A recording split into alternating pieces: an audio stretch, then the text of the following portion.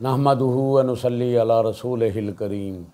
अम्मा बाद फ़ाउज़ बिल्लाहि मिनश्शैतानिर रजीम। बिस्मिल्लाहिर्रहमानिर्रहीम।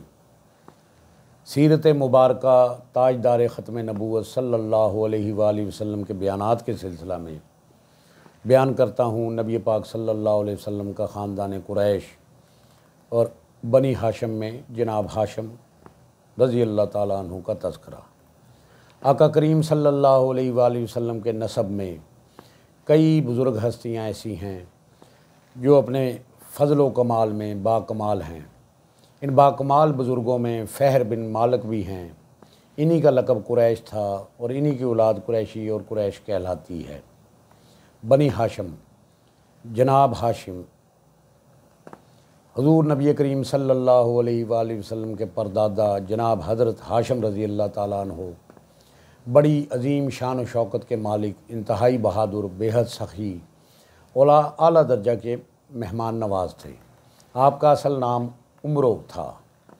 एक दफ़ा अरब में कहत पड़ गया तो आपने मुल्क शाम से खुश्क रोटियां मंगवा कर ऊँट के गोश्त के शोरबे में सरीद बनाकर हज के दिनों में आने वाले हाजियों की मेहमान नवाजी की।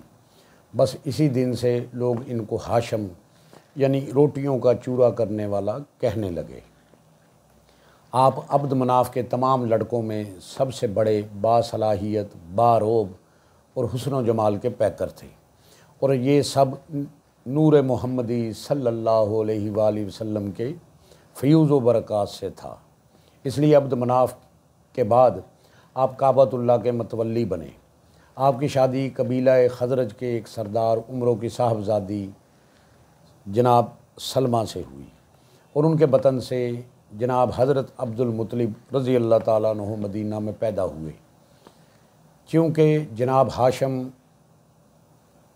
25 साल की उम्र में मुल्क शाम के सफ़र के दौरान इंतकाल फरमा गए, इसलिए जनाब हज़रत अब्दुल मुत्तलिब रज़ी अल्लाह ताला अन्हु मदीना में अपने नाना के घर ही में पले बढ़े और 7 या 8 साल की उम्र में मक्का मुकरमा आकर अपने ख़ानदान वालों के साथ रहने लगे।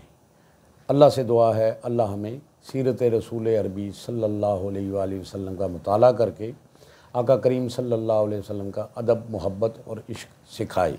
आमीन।